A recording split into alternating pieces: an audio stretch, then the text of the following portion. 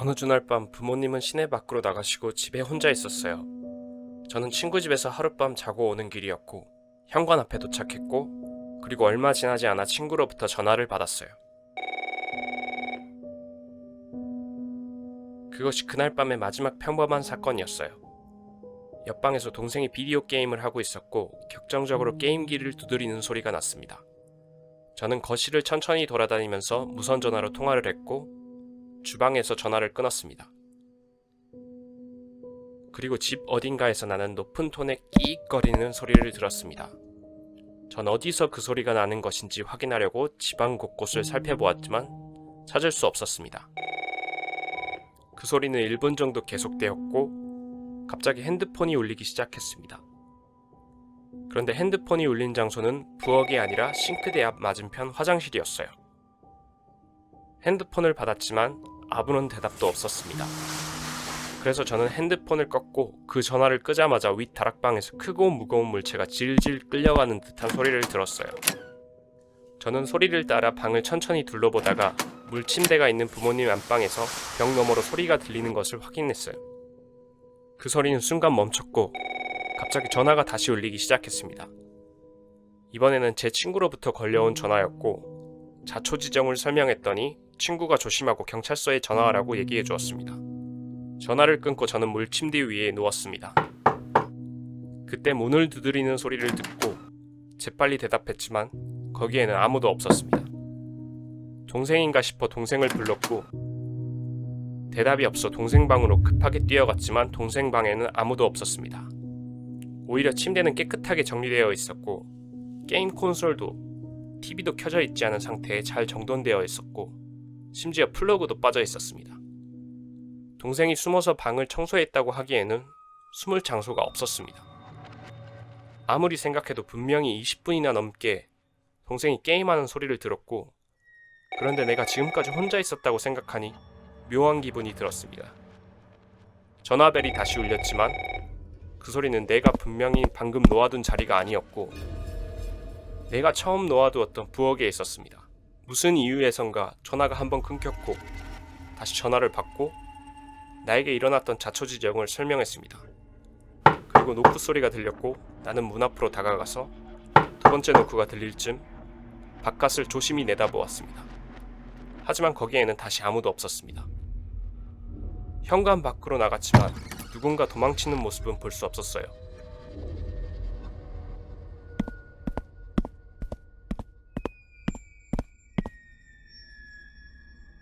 마당은 넓었고 숨을 장소조차 없는 곳입니다. 친구와 몇 번 더 통화를 하고 전화를 끊었을 때 제가 말하고 있는 동안 어느 누군가가 저를 보고 있는 시선을 느꼈고 큰 키에 호리호리한 체형의 남자였습니다. 가장 눈에 띈 것은 찢어진 듯이 귀까지 걸려서 웃고 있는 모습이었습니다. 그럼에도 불구하고 저는 5분 넘게 그곳을 바로 응시했고 아무것도 눈치채지 못한 척했습니다. 그리고는 낼 수 있는 온 힘을 다해 집으로 뛰어갈 수도 있었지만 그 대신에 침착하게 걸었습니다. 내가 뛴다면 그가 쫓아올 것 같았고 왠지 나는 금방 잡힐 것 같았습니다.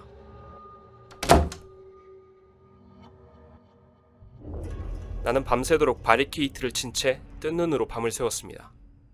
아침이 되었고 부모님은 집으로 돌아오셨습니다. 아무 일도 없었던 것처럼 그 이후로는 그런 일은 일어나지 않았습니다.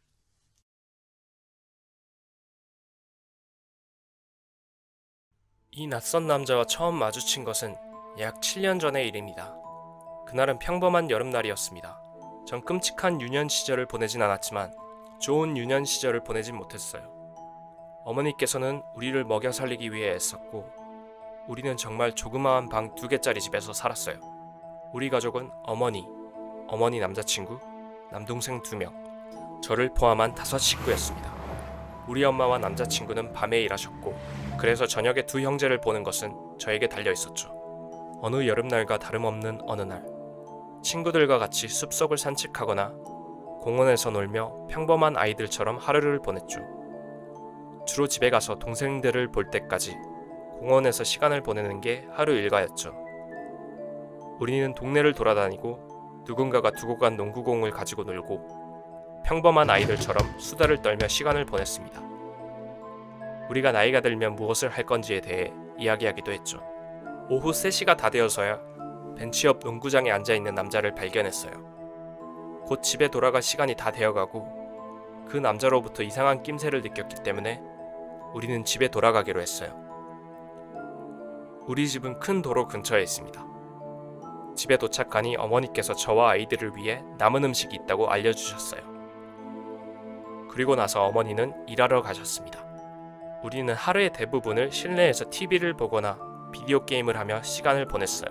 7시 30분쯤 제 동생들은 자전거를 타러 밖에 나가고 싶어 했어요. 밖은 이제 막 어두워지고 있었고 동생들과 저는 30분 정도 자전거를 타기로 합니다. 저는 바닥에 앉아서 핸드폰을 보며 친구에게 심심하다고 문자를 보내고 있었고 그때 7살쯤 되었을 막내 동생이 집 쪽을 가리키면서 수상한 남자가 안으로 걸어 들어가는 것을 발견했습니다. 저는 어머니께 방금 있었던 일을 즉시 알렸고 동생들에게 걱정하지 말고 자전거를 계속 타라고 말했습니다.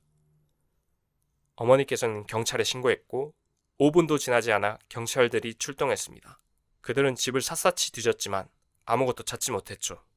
거기엔 아무것도 없다고 엄마와 통화했고 아마도 우리가 잘못 봤을 거라고 생각했죠.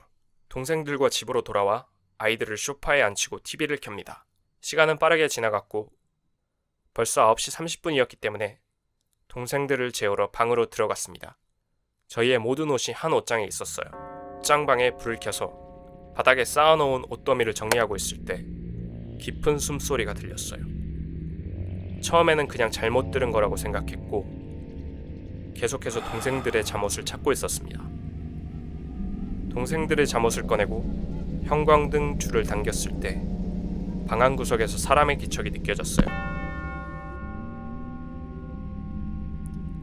옷더미에서 얼굴을 내미며 어떤 남자가 숨어 있었어요. 그 사람이 움직이기 시작했고 저는 깜짝 놀라 재빨리 도망쳤습니다.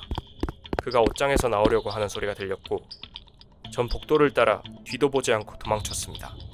그가 따라오지 않기를 바라면서요.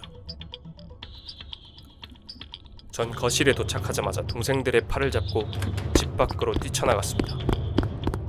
집에서 3블록 정도 떨어진 곳까지 도망친 후 잠시 숨을 고르고 바로 경찰서에 전화를 걸기 위해 주머니를 뒤져보았지만 핸드폰은 없었습니다.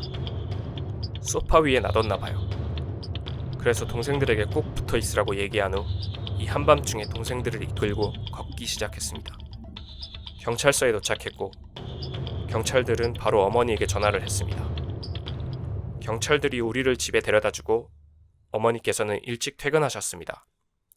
또다시 방안 곳곳을 수색했지만 제가 급박하게 집 밖으로 뛰어나간 흔적 외에는 아무것도 발견되지 않았습니다. 경찰들은 저에게 시간 낭비하게 하지 말라고 하고 자리를 떠났습니다. 그때 어머니는 저를 믿는다고 말했지만 전 어머니가 저를 안심시키기 위해 하는 말이라는 것을 알고 있었죠. 우리는 모두 집 안으로 들어갔고 어머니는 형제들에게 씻고 자라고 말씀하셨습니다. 전 핸드폰을 두고 온 소파로 걸어가 찾아보았지만 핸드폰은 없었습니다. 제 핸드폰은 바닥에 산산조각이 난 상태로 발견됐고 망치가 바로 옆에 놓여있는 것을 보아 누군가 망치로 부순 것이 분명해 보였습니다. 전 어머니를 불러 바닥에 있는 제 엉망진창인 핸드폰을 보여드렸습니다. 어머니는 창고 캐비닛으로 걸어가서 가지고 있던 도구상자를 확인했습니다. 망치는 그대로 도구상자 안에 있었어요. 어렸을 때라 그땐 그게 무슨 영문인지 몰랐습니다. 그런데 지금 와서 생각해보면 한 남자가 망치를 들고 우리 집 옷장 안에서 우리가 자기만을 기다리고 있었다는 게 소름이 끼쳐요. 제발 다시 만나지 말자. 이 일은 2017년 초에 일어난 일입니다. 대학을 막 마쳐갈 즈음 공부를 하기 위해 다른 지역으로 떠나기로 마음먹었습니다. 저는 대학교 졸업반이었고 취직하기 위해 우리나라에서 가장 큰 도시로 이사를 했습니다. 저는 아직 실직 상태였기 때문에 정규직 취직을 목표로 노력했었고 취직난 때문에 일을 구하기는 어려운 상태였어요. 처음 몇 달 동안은 에어비앤비와 호스텔을 이용했지만 숙소를 항상 바꿔야 하는 것에 실증이 난 상태였고 이게 내 마지막 이사라고 결심했어요. 그리고 직업이 있든 없든 여기에 정착할 거야 라고 마음먹었습니다. 모아둔 돈은 바닥에 나서 수업을 듣는 곳 옆에 있는 쉐어하우스에서 지내기로 했어요. 돈이 없었기 때문에 침실을 같이 쓰는 것은 저에게 문제가 되지 않았죠. 3명의 남자들과 기숙사를 같이 쓰게 되었지만 제 불행은 그것 때문이 아니었습니다. 그들은 모두 착했습니다. 그들 중 한 명은 밤에 코를 심하게 골아요. 하지만 그건 참을 수 있었어요. 하지만 옆방에 사는 사람은 제가 본 사람 중 가장 소름 끼치는 사람이었습니다. 그는 30대 중반이었고 여행객이 아니었습니다. 그는 이 도시의 토박이었고 그의 부모님이 그를 집에서 쫓아내서 셰어하우스를 거주지로 하고 있었습니다. 그는 자신을 소개하고 처음에는 좋은 사람처럼 친절하게 저에게 관심을 보였습니다. 그는 내가 가는 곳 어디든 5분도 안 돼 셰어하우스 곳곳에서 나타났습니다. 그곳에서의 둘째 날, 나는 취업 면접을 보기 위해 셰어하우스를 떠났습니다. 그리고 제가 밤늦게 숙소로 돌아왔을 때 그는 현관 계단에 혼자 앉아 저를 기다리고 있었습니다. 자연스럽게 아무것도 아닌 것처럼 과자를 사주고 데이트 신청을 하며 저에 대한 정보를 얻으려고 했어요. 이 모든 것들, 제가 이미 그 사람한테 관심이 없다는 것을 분명히 했을 때 그 사건이 일어났습니다. 저는 그의 존재에 너무 지쳐 있었고, 하지만 제가 간과하고 있었던 것은 지금보다 상황이 더 나빠질 수 있다는 거였어요. 저랑 같이 기숙사를 쓰던 사람이 나가자마자 그는 셰어하우스 직원에게 기숙사를 바꿔달라고 부탁해서 나와 같은 방으로 들어왔습니다. 그는 나에게 이 같은 상황을 말하지 않았고 저는 그 상황에 정말 소름 끼쳤고 감당할 수 없었습니다. 상상해보세요. 그가 소지품을 가지고 제 방에 들어왔을 때를, 자는 동안 그가 어떤 짓을 저지를 수 있다는 생각에 청바지를 입고 잤습니다. 바로 다음날 아침, 저는 그 상황에서 벗어나기로 결심했고 저는 더 이상 참을 수 없었습니다. 제가 짐을 싸고 있는 동안 나타나서는 떠나지 말아달라고 부탁하며 울기 시작했습니다. 심지어 그 사람은 제가 자는 동안 내 얼굴을 보는 것이 그리울 것이라고 말하며 사진을 찍어놓은 것에 대해 신께 감사하다고 말했습니다.